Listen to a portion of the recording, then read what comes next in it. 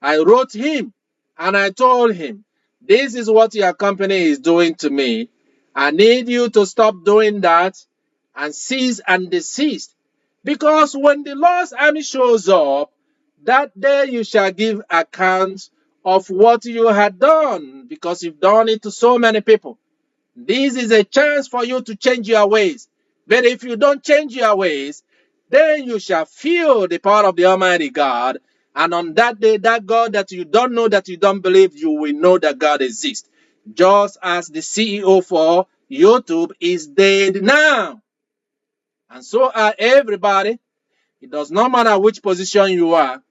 I am a man of God, and the Lord has sent me unto this earth to bring good news to you, to be able to tell you the truth so that you can differentiate the truth from the lies, to give you the true doctrine according to what God himself has said and established, not to please any man or any power, and not to engage in anything physical fight, but rather to bring into the conformity to the truth, that whosoever believe shall be saved.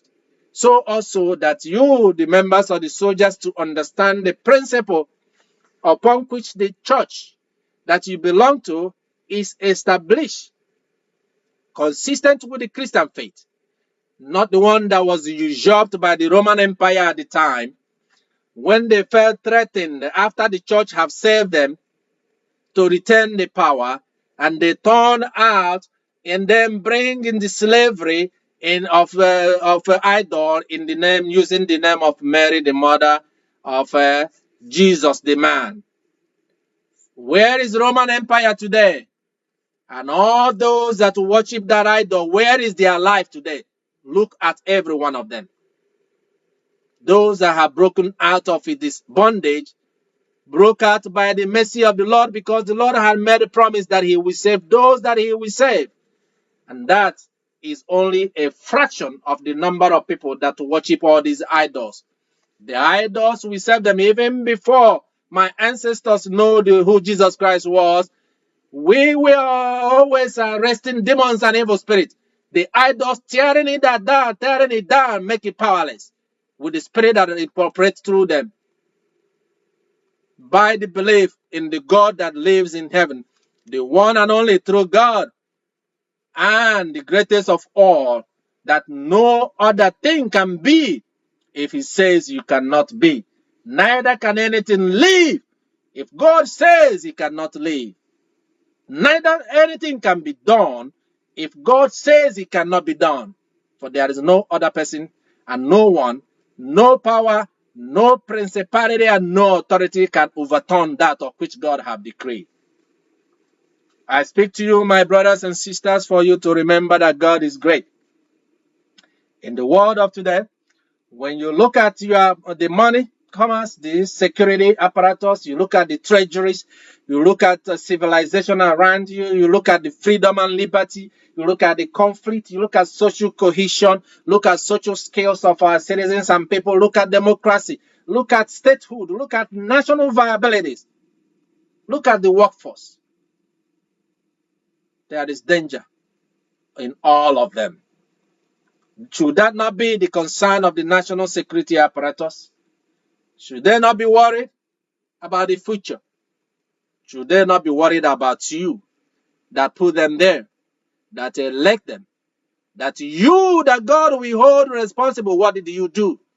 Why did you put this person and that person and that person in the power? Why did you let them stay in those powers? That's what you will answer on the day of the judgment. For I have blessed you and blessed your nation and endowed it with abundance of blessings, and yet you saw what was happening. What did you do? You were silent. You were a cohort. You were in the conspiracy. You took part in the act. You fashioned the weapon that is used to cause the kind of mayhem that you see, that is coming, that is present in this moment. For I tell you, my last story before I end my sermon to you today, so that you can see the comparison of the rulership of Joseph and Pharaoh then, and then you can compare it with the world and the rulership that you see today. About 5, 6 years ago, I did a research. Being in business for quite some time, among the first people to ever have a website, an e-commerce website in the United States of America, when it first came out. By 2000, I had a viable website. 2002, 2003. Of course, we know the .com company fallout happens, and it took time to get back. By 2003, the websites are all back up.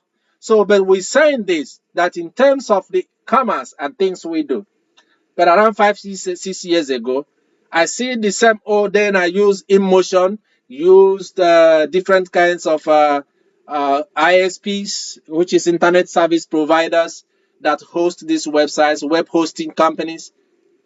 And I found out that these are all owned by the same person, the same people. Use different companies to front it and make it look like different names, as if it's these different people. Then, in terms of our national security, if one of those people is compromised or attacked or destroyed, the impact overall,